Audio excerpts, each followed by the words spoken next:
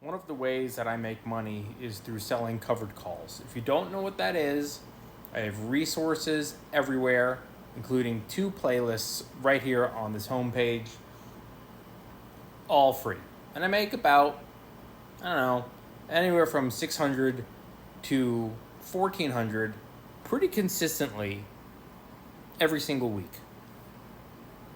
I start the trades Monday morning, but I start the research on Sunday night. And just to get like ballpark, because the prices aren't accurate and the premiums that I get paid aren't accurate.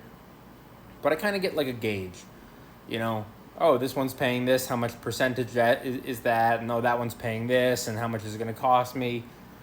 And all that research to compile the lists and to go through everything probably takes me like 20, 30 minutes. Monday morning, when the stock market opens at 9:30, I start looking again at all the updated numbers as the options contracts, start pricing, and get a better gauge of, what's going on in the markets that week, maybe some news, maybe some earnings are coming out for specific companies that maybe I don't want to touch. I reevaluate, I make some new decisions, I go from there.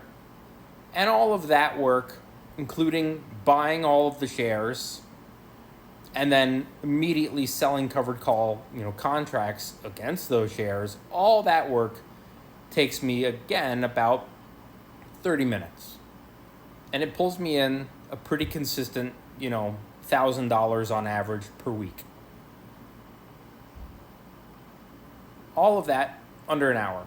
Sunday night, Monday morning, and then I'm basically good for the rest of the week.